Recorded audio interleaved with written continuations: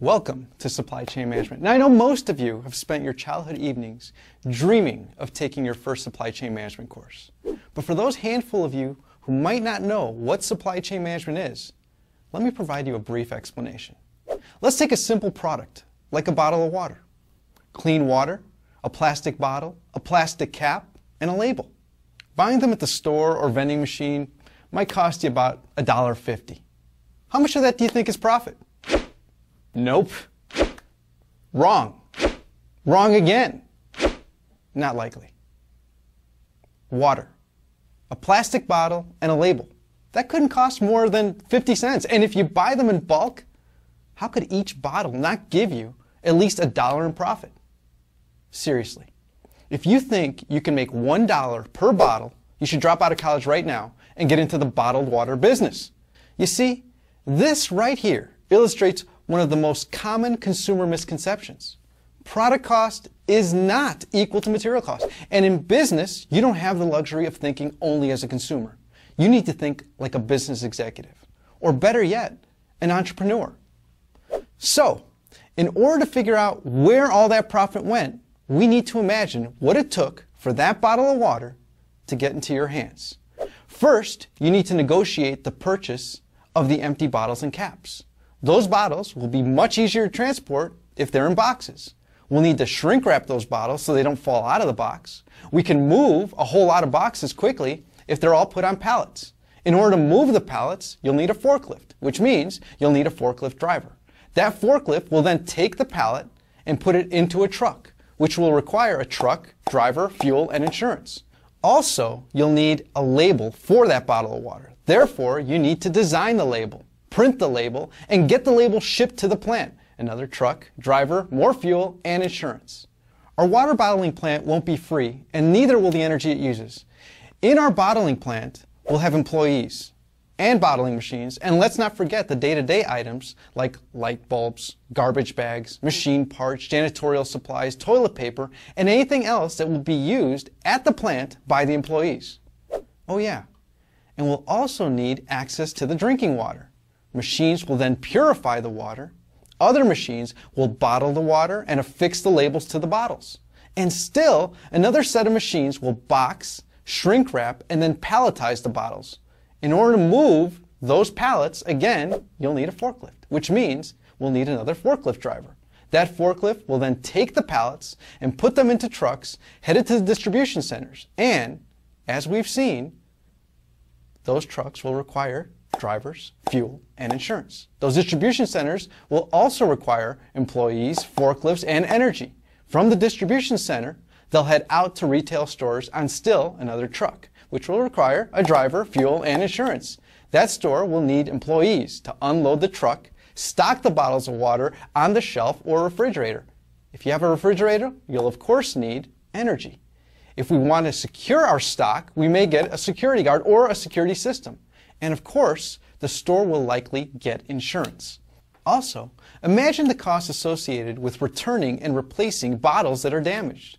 Oh, and for some reason, even bottles of water sometimes have 1-800 numbers, which means you'll need a staffed call center to answer the customer's questions about your bottle of water. Wow! All those materials, boxes, people, machines, buildings, energy, fuel, and vehicles, they cost money. Those things weren't free, and they probably weren't used efficiently, and it's likely that several bottles didn't survive the journey to the consumer. Oh, and by the way, the employees at the water company, you know, the ones that work in finance, accounting, marketing, human resources, and IT, they want a paycheck too. So, through that simple example of a super simple product, we're beginning to see that companies face challenges when they buy things, make things, move things, sell things, and service things, which includes repair and maintenance. Oh, and let's not forget, companies need to do all of these things using sustainable materials, energy, and methods. Guess whose job it is to make sure that all these things happen flawlessly, with minimal effort, and of course at minimal cost? You guessed it, supply chain managers. The supply chain manager needs to be able to do all of these things. They need to give the customer the product they want, when they want it, as often as they want it, for a reasonable price, while still managing to make a profit. This requires world-class skills and knowledge in the study of supply chain management. There's that scary term again, supply chain management. Let me try to make it friendlier by shuffling around the words. There you go. The management of the chain of supplies. For some reason, that just seems a whole lot easier to understand, doesn't it? But it also helps us understand the complex nature of supply chain management. I mean, the management of the chain of supplies. Now let's think of other products and what their supply chains might encompass. Hamburgers, sweaters, coffee, tables, cars, and airplanes. Now I know many of you are saying, but I live in a service economy. I won't be manufacturing anything. Wrong again. As of 2008, the U.S. was still the #1 exporter of manufactured goods. Okay, maybe not for long. So let's talk about service economy supply chains. Let's think of something you're probably familiar with, the hotel industry. What do hotels manufacture? Lodging experiences, dining experiences, spa experiences, which all together make up vacation and conference experiences. In order to do all of these things effectively and efficiently, what's required? Hotels need to buy things like beds, furniture, televisions, cable, food, soaps, towels. They also make things, or in this case, manufacture services, like housekeeping, meals, massages, and special events. Hotels also move things, like transporting clean towels and food to and from the rooms, as well as transporting guests and their luggage to and from the airport. They even sell things, like in-room movies, internet services, and tickets to events.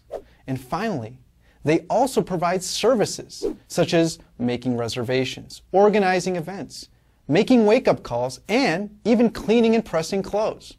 Once again, we see that the fundamental skills learned in supply chain management can be used to manufacture service experiences, as much as they aid in manufacturing products.